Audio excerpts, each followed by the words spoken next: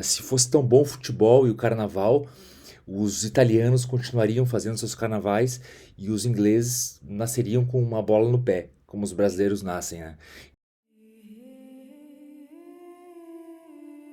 Emotividade versus racionalidade. Então, pessoal, hoje iremos falar sobre emoções, mas também sobre racionalidade. Raciocínio, né, é uma arte, né, que temos para podermos e trabalhar a partir de nossos próprios pensamentos. Só que em todo pensamento está atrelado um sentimento. Existem pessoas que, né, ao pensar em alguma coisa, surge um emocional, surge uma, ou se propaga uma emocionalidade muito mais forte do que o próprio pensamento. É por isso que um matemático, quando ele vai fazer um cálculo, ele não está tendo algum êxtase emocional ali, por isso que falam que o pessoal das exatas são mais frios, mas ele não está tendo um êxtase ao realizar um cálculo, mas quando ele chega no resultado, isso não quer dizer que ele não vá ter um prazer com aquilo. Isso é emocional dele também, né? Apesar dele trabalhar nas exatas, ele também tem um lado emocional. E vice-versa, né? A pessoa que é mais emocional, mais emotiva, quando ela consegue, por exemplo, uma pessoa das artes, ela consegue trabalhar, fazer uma peça de teatro, fazer algo e estruturar tudo aquilo de forma racional, de forma concreta, né, objetiva, ela está também tendo certo gozo, né, diante disso. Então, o racional e o emocional andam juntos, mas existem pessoas, como sabemos, que são um pouco mais emocionais do que racionais e mais racionais do que emocionais. Então, quando a gente encontra alguém que tem um transtorno borderline, né, ou narcisista, né, ou até mesmo um psicopata, nós temos sempre a esperança daquilo, né, se não pode ser curado, mas aquilo ser tratado. Então, o tratamento já é uma mudança, né? Você vai mudar aquela pessoa. Por quê? Porque os padrões sociais, né, culturais de uma sociedade, elas é muito importante para que, né, as pessoas que estão, né, vivendo em sociedade, elas se adaptem, né, e possam contribuir para uma sociedade e assim reformular a sociedade e dar continuidade a tudo aquilo que está sendo planejado, né, socialmente e culturalmente, mas isso não quer dizer que irão fazer.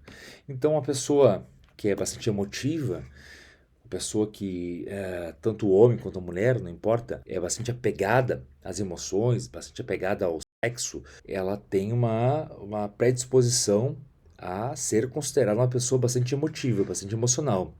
Né? Não é por acaso que nós vamos encontrar os artistas, né? Na arte nós temos muito isso, né? Pessoas extremamente emotivas, pessoas que beiram a tirar a própria existência, a poesia, isso é muito emocional, é muita flor da pele, e pessoas também acabam seguindo, mesmo sendo das artes, acabam seguindo esse meio e se conectando a essa energia, né? É a compulsão, aquela paixão, aquele amor, é a idolatria, né?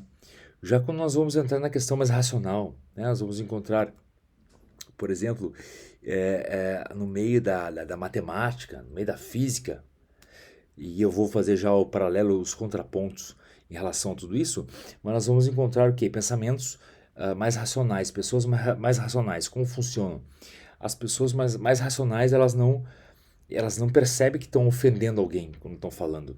Elas não têm essa noção, porque elas simplesmente falam. E elas também não se ofendem tanto.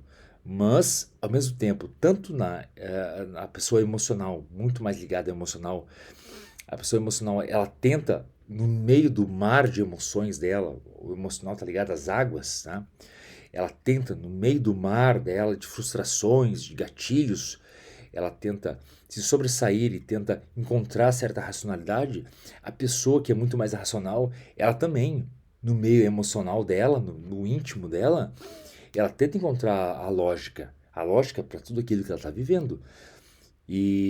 Mas tendo em vista que nós vivemos num país tropical ou subtropical, tá? Nós temos a tendência de, culturalmente, né, conhecer o brasileiro como um povo emocional. Isso que chama de cultura no Brasil, né? É a cultura do samba, do carnaval, né? O carnaval nem é brasileiro ainda, o carnaval ainda por cima é europeu, né?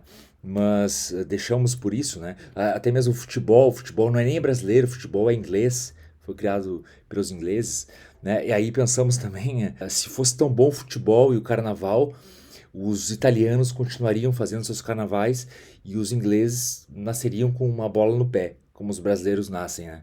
Então a gente já vê que o carnaval e o futebol são realmente, foram realmente manifestações culturais que não serviram para aqueles que criaram. Então o Brasil acabou recebendo como se fosse um esgoto, acabou recebendo essas culturas, né? Essas manifestações culturais como o futebol e o carnaval, né? E aí surge samba, aí surge toda essa coisa aí, e é isso aí, é isso que nós temos. Então, o que fomenta? Futebol fomenta pura emoção, é pura emocionalidade. A racionalidade, ela tá no técnico, ela tá no dirigente, e a emoção, ela tá apenas com a torcida. Tá apenas, às vezes, com os jogadores, mas hoje em dia nem tem mais. Os jogadores, eles estão bastante racionais em relação, vou jogar, tenho meu dinheiro, vou para minha casa e tudo. Já os torcedores vão lá e se quebram. O carnaval é a mesma coisa. O carnaval é a pura festa, é o vamos aproveitar, vamos beijar, vamos se divertir, porque é isso e porque ensinaram pra gente que isso é cultura e que isso faz bem, pois nós somos brasileiros e nós temos que aceitar isso. O Brasil é um país extremamente emocional, extremamente emotivo, e o que falta pro Brasil é um pouco de inverno, é um pouco de turbulências, né, em relação a mudanças, realmente mudanças políticas. E vocês podem ver, não temos nenhum país de primeiro mundo que é tropical ou subtropical. Não temos nenhum país de primeiro mundo. Então nós já vemos que o Brasil ele sofre, né? Ele tem uma carência emotiva. Então quando falamos de carência, falamos de emoção. Então o brasileiro por si só ele é emotivo, ele não é racional, ele não busca racionalidade. E isso é extremamente difícil quando a gente entra na questão da linha da esquerda, tá? No luciferianismo, porque geralmente as pessoas quando vêm buscar o luciferianismo, elas querem curar a sua emotividade, aquilo que aquele anseio, né? Aquela mulher que ele desejava, aquele homem que ela desejava, o dinheiro, o status. A gente vê que o Brasil é um péssimo país para trabalhar o luciferianismo, mas não é um país que devemos deixar de lado. O luciferianismo pode ser implantado aqui, pode ser trabalhado aqui, mas exige tempo, exige também experiência, né? Quando nós falamos de emocional, nós estamos falando então de algo que é passivo. Quando nós falamos de racional, estamos falando de algo que é ativo. Mas isso não significa que o emocional não possa ser ativo e o racional possa ser passivo. Um exemplo, quando nós estamos lendo um livro, nós geralmente lemos o livro até o final, antes de emitir qualquer opinião. A pessoa racional, ela vai ler o livro inteiro e depois ela vai comentar, vai fazer alguma resenha, vai falar. A pessoa que já é muito emocional, ela não vai conseguir terminar de ler o livro, ela não vai conseguir terminar de ver o filme. Ela já vai querer emanar a sua opinião, ela já vai querer dizer o que sentiu. Por quê? Porque ela é emocional. Aquilo já atingiu em algum ponto dela, que é um gatilho dela, que ela já tem algum problema ali e ela quer expressar apenas.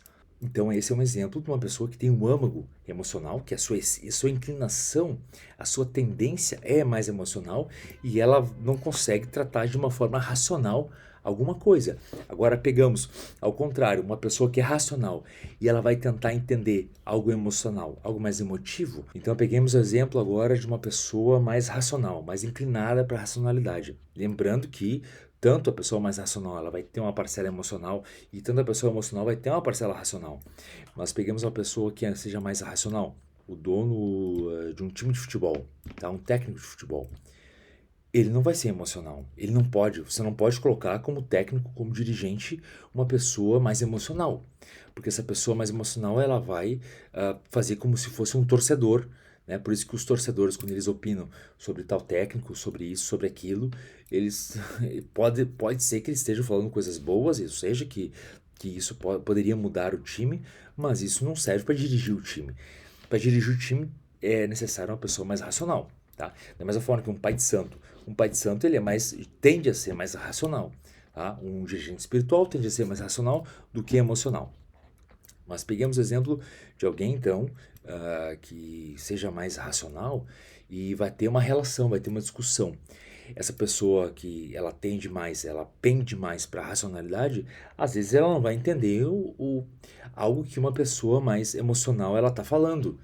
E às vezes ele pode ofender essa pessoa, né? Isso acontece muito por aí. Então, a pessoa que porta mais a racionalidade, o que pende mais para a racionalidade, ela deve entender com o tempo as manifestações emocionais para assim poder ajudar as pessoas que precisam, né, ganhar certa racionalidade às vezes ou apenas, né, entenderem a sua própria emocionalidade. E para finalizar, pessoal, não existe, na verdade, o melhor é o racional ou o melhor é o emocional. Não. Todos nós, no arquétipo humano, nascemos com os dois lados.